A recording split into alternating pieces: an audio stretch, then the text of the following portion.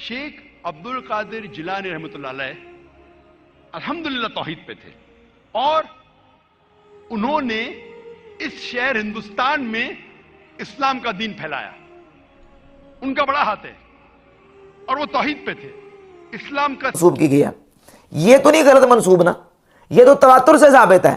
یہ فتوح الغیب تو وہ کتاب ہے کہ یہ ابن تیمیہ کا فتاوی ہے, فتاوی ابن تیمیہ جلد نمبر 10.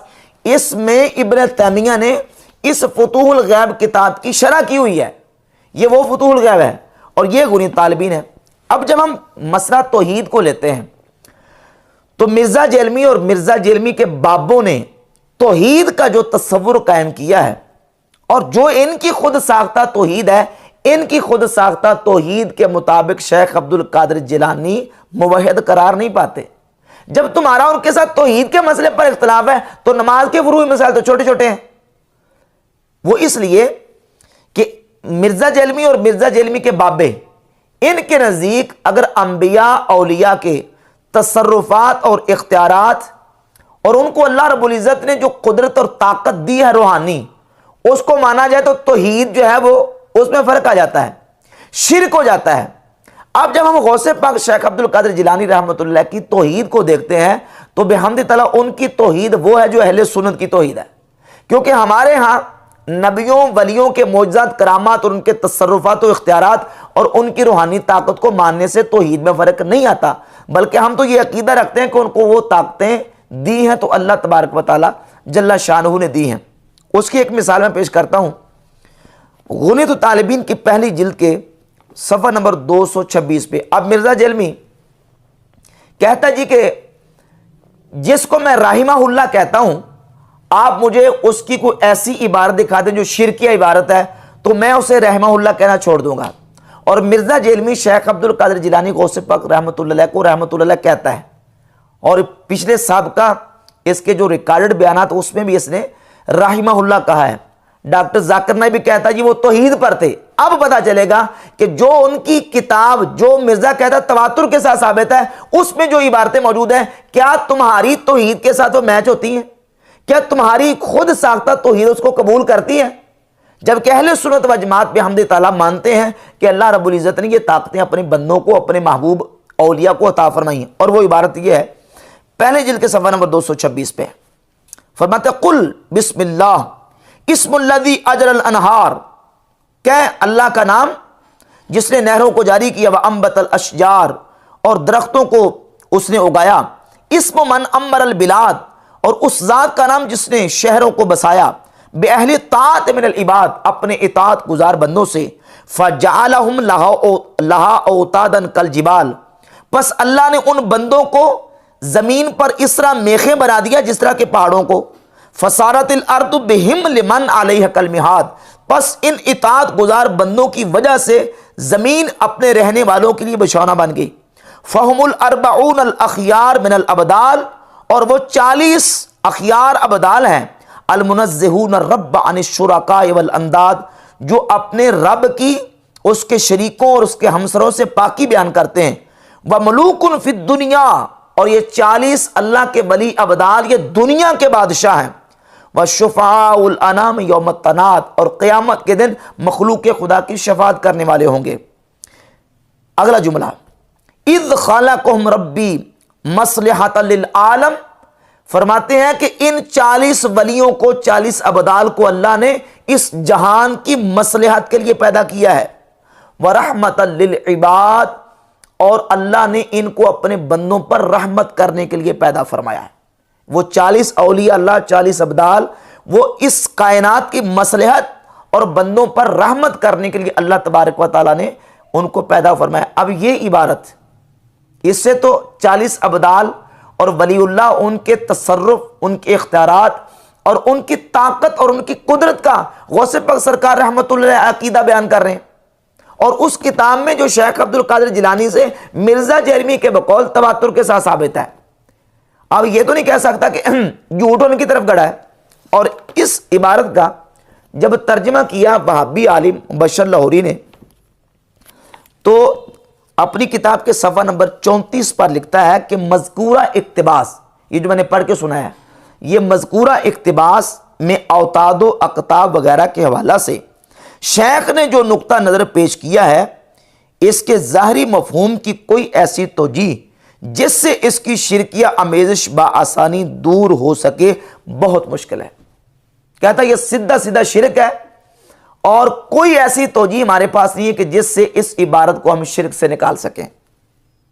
मगर इस बुनियाद पर माअज़ल्लाह शेख पर कोई फतवा सादिर करने की भी राकिम इसलिए जसारत नहीं कर सकता कि आइमा नक़ाद मसलन इब्न तैमिया, हाफिज ज़हबी, इब्न हजर, इब्न रजब वगैरह ने ऐसा नहीं किया, बल्कि अक्सर व बेशतर ने शेख के अहलुस सुन्ना और सहीहुल अकीदा होने की गवाही दी है। चूंकि इब्न तैमिया ने शेख को मुशरिक नहीं लिखा, इसलिए कहता मैं मुशरिक नहीं कहता, वरना इनका जो इक्तिबास है इसकी कोई ऐसी तौजीह नहीं हो सकती कि जिससे इसकी शिरकिया आमेज़श बआसानी दूर हो सके। आगे चलिए, हुजूर गौसे पाक सरकार रहमतुल्लाह ताला अलैह अपनी इसी किताब गुनियतुत तालिबीन की जिल्द नंबर 2 सफ़ा नंबर 273 पे वलीउल्लाह का मकाम और शान बयान करते हैं, जिनको डॉक्टर जाकिर नाइक कहता है कि ये शेख अब्दुल कादिर जिलानी अल्हम्दुलिल्लाह तौहीद पर थे, और मिर्जा जेलमी कहता है ये किताब उनसे तवातुर के साथ साबित है। ये किताब है सफ़ा 273 जिल्द 2 का, उसमें वलियों का मकाम बयान करते हुए लिखते हैं वहुवा अज़्ज़ा वजल्ला अतलअहुम अला मा अदबरत कुलूबुल इबाद, कि अल्लाह ने अपने वलियों को, सूफिया को इतला दी है मा अदमरत कुलूबुल इबाद, जो बंदों के दिलों में चीज़ें छुपी हुई होती हैं, वन तबत अलैहि निय्यात, और जो उनकी नीयतों में लिपटी होती हैं। अल्लाह ने अपने उन बंदों को लोगों की नीयतों और लोगों के दिलों के राजों पर मुत्तले फरमा दिया है। इद जअलहुम रब्बी जवासीसल कुलूब वल उमना अलस सराइर वल खफियात, कहते हैं कि अल्लाह रब्बुल इज़्ज़त ने उनको दिलों का जसूस बनाया है। रब, मेरे रब ने उनको दिलों का जसूस बनाया है और पोशीदा और मख्फी चीज़ों पर उनको अमीन बना दिया है। ये वलियों का मकाम और शान गौसे पाक सरकार रहमतुल्लाह ताला अलैह ने बयान फरमाई है कि अल्लाह रब्बुल इज़्ज़त अपने बंदों को लोगों की नीयतों और दिलों के इरादों पर मुत्तले फरमा देता है। अतलअहुम अला मा अदमरत कुलुबुल इबाद, बंदों के दिलों में जो चीज़ें छुपी होती हैं उन पर अल्लाह रब्बुल इज़्ज़त अपने वलियों को मुत्तले कर देता है। और ये मिर्ज़ा जेलमी हो या मिर्ज़ा जेलमी के बाबे, उनके नज़दीक ये सीधा सीधा शिरक है। जिस तरह पीछे जो इक्तिबास गुजरा है जिसमें अब्दाल और औलिया अल्लाह के हवाले से उन्होंने बयान किया कि इज़ जअलहुम रब्बी मसलात इज़ खालक़हुम रब्बी मसलातन लिल आलम व रहमतन लिल इबाद, उसके बारे में एक वाबी आलिम लिख चुका कि ये शिरकिया आमेज़श इसकी बासानी दूर नहीं हो सकती। तो ये शेख अब्दुल कादिर जिलानी रहमतुल्लाह ताला अलैह ने अपना अकीदा औलिया अल्लाह के हवाले से बयान कर दिया। और आगे चलिए, इसी किताब के सफ़ा नंबर 275 पे लिखते हैं वल फ़र्क़ु बैन नबुव्वत वल विलायत, विलायत और नबुव्वत में फ़र्क क्या है कि अन्न नबुव्वत कलामुन यनफ़सिलु मिनल्लाहि तआला व वह्यन, कि नबुव्वत अल्लाह रब्बुल इज़्ज़त का कलाम है, अल्लाह रब्बुल इज़्ज़त अपने नबी पर वही फरमाता है। और विलायत क्या है, अम्मल विलायतु फ़हिय लिमन तवल्लल्लाहु अज़्ज़ा वजल्ला हदीसु अला तरीक़िल इल्हाम, विलायत यह है कि अल्लाह रब्बुल इज़्ज़त बतरीक़े इल्हाम अपने बंदों के दिलों में गैब की बातें डाल देता है। ये गौसे पाक सरकार रहमतुल्लाह ताला अलैह विलायत के वाले से और इल्हाम के वाले से अपना अकीदा अपनी किताब गुनियतुत तालिबीन में लिख रहे हैं। मिर्ज़ा कहता है जी अगर उनका कोई शिरक अकीदा आप दिखा दें तो मैं उनको रहमहुल्लाह कहना छोड़ दूंगा। ये मिर्ज़ा जेलमी के अकीदे के मुताबिक मुझे बताएं कि ये शिरक है कि तौहीद है। अगर तौहीद है तो ऐलान करें, और अगर तौहीद नहीं है और अकीदा तुम्हारे खुद साख्ता तौहीद के मुताबिक शिरक है तो फिर शेख अब्दुल कादिर जिलानी रहमतुल्लाह को रहमहुल्लाह कहते हो। और फिर कहते हो जो उनकी नमाज का तरीका बताया, उन्होंने तो सारा नमाज का तरीका बल्कि फ़िक़ह के एक अलफ से लेकर या तक सारे मसले वो इमाम अहमद बिन हंबल रहमतुल्लाह की फ़िक़ह के मुताबिक लिखे हैं। और इसके अलावा सिर्फ फ़िक़ह के सारे मसाइल को लिखा। अब ये आ जाए किताब दूसरी फतूहुल गैब, ये फतूहुल गैब किताब है। और इस किताब में गौसे पाक सरकार रहमतुल्लाह ताला अलैह ने तौहीद भी बयान की है और अल्लाह के वलियों का मकाम व मर्तबा, उनके इख्तियारात और तसर्रुफ़ात भी बयान किए हैं। इस किताब की मिर्ज़ा ने बड़ी तारीफ़ की है फतूहुल गैब के तौहीद के ऊपर मकालात हैं। और जिस किताब में तौहीद के ऊपर मकालात हैं इसके सफ़ा नंबर 19 पर हुज़ूर गौसे पाक सरकार रहमतुल्लाह ताला अलैह वली का मकाम बयान करते लिखते हैं वह बेकतुन कशफुल कुरूब, اے بندے تیری وجہ سے مصیبتیں ٹال دی جائیں گی، منکشف ہو جائیں گی. وَبِكَ تُسْقَى الْغُيُوثُ، اور تیری وجہ سے بارش برسائی جائے گی. وَبِكَ تُنبَتُ الزُّرُوعُ، اور تیری وجہ سے کھیتیاں اگائی جائیں گی. وَبِكَ يُدْفَعُ الْبَلَاءُ وَالْمِحَنُ عَنِ الْخَاصِ وَالْعَامِ، اور تیری وجہ سے خاص، عام اور سرحد والوں اور رعایا اور رائی سے مصیبتوں اور بلاؤں کو دور کیا جائے گا. تیری وجہ سے مصیبتیں ٹالی جائیں گی، تیری وجہ سے کھیتی اگائی جائے گی، تیری وجہ سے بارش برسائی جائے گی اور مصیبتیں دور کی جائیں گی. اور غوث پاک سرکار رحمۃ اللہ تعالی صفحہ 35 پر مقالہ نمبر 16 لکھتے ہیں کہ اللہ رب العزت جل شانہ اپنے بندے کو صفت تکوین عطا فرماتا ہے. یعنی جب بندہ مقام میں ولایت اور قرب کے مقام پہ پہنچ جاتا ہے، ثم یرد علیک التکوین، پھر تیری طرف تکوین لوٹائی جائے گی. فتکون بالاذن الصریح الذی ہوا لا غبار علیہ والدلالات اللائحہ کالشمس المنیرہ. فرمایا کہ پھر تو صریح اذن کے ساتھ ہو جائے گا، اور ایسا صریح اذن کہ جس میں کوئی غبار نہیں ہوگی، اور تجھے ایسی روشن تیرے لیے رہنمائی ہوگی کالشمس المنیرہ، جس طرح کہ چمکنے والا سورج. وبکلامہ اللذیذ الذی ہوا الذ من کل لذیذ، اور تجھے اللہ تعالیٰ ایسا لذیذ کلام تیرے ساتھ کرے گا کہ جو ہر لذیذ سے لذیذ تر ہوگا. وَإِلْهَامِ صِدْقٍ مِّن غیر تلبس، بغیر کسی چیز کے اس میں شامل ہوئے صاف ستھرا تجھے الہام سچا اللہ عطا فرمائے گا. مصفى من حواجز نفس، جو کہ نفسانی خواہشات سے پاک ہوگا. ووساوس شیطان اللعین، اور شیطان لعین کے وسوسوں سے بھی صاف اور پاک ہوگا. قال اللہ تعالیٰ فی بعض کتبہ، اللہ تعالیٰ اپنی بعض کتابوں میں فرماتا ہے، یا ابن آدم انا اللہ الذی لا الہ الا انا اقول للشیء کن فیکون. اے ابن آدم، میں الہ ہوں، میرے علاوہ کوئی عبادت کے لائق نہیں. جب میں کسی شے کو کہتا ہوں ہو جا تو وہ ہو جاتی ہے. اطعنی اجعلک تقول للشیء کن فیکون، میری اطاعت کر، میں تجھے بھی بنا دوں گا کہ تو کہے گا ہو جا تو وہ تیرے کہنے سے چیز ہو جائے گی.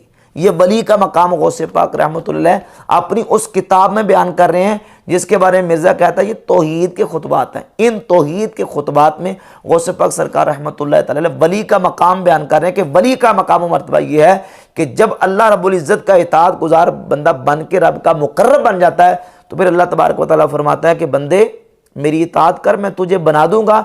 تقول للشیء کن فیکون، تو کہے گا ہو جا تو تیرے کہنے سے شے ہو جائے گی. اور پھر صفحہ نمبر 65 مقالہ نمبر 40 میں لکھتے ہیں، وَيُرَدُّ إِلَيْكَ التَّكْوِينُ وَخَرْقُ الْعَادَاتِ، اے بندے تیری طرف تکوین لٹائی جائے گی، صفت تکوین، کن کہہ دے ہو جا تو تیرے کہنے سے چیزیں ہو جائیں گی. وَخَرْقُ الْعَادَاتِ، اور خارق عادات چیزیں لٹائی جائیں گی. الَّتِي هِيَ مِن قَبِيلِ الْقُدْرَةِ، وہ خارق عادات جو قدرت کے قبیل سے ہیں. یعنی اللہ تجھے ایسی قدرت دے گا، ایسی طاقت دے گا، ایسے قادر بنا دے گا تجھے. الَّتِي تَكُونُ لِلْمُؤْمِنِينَ فِي الْجَنَّةِ، وہ قدرت جو اللہ نے مومن کو جنت میں عطا کرنی ہے وہ تجھے اللہ تبارک و تعالی جل شانہ عطا کرے گا. فَتَكُونُ فِي هَذِهِ الْحَالَةِ كَأَنَّكَ أُحْيِيتَ بَعْدَ الْمَوْتِ فِي الْآخِرَةِ، تو ایسے ہو جائے گا جیسے کہ تو گویا کہ مرنے کے بعد دوبارہ زندہ کیا گیا.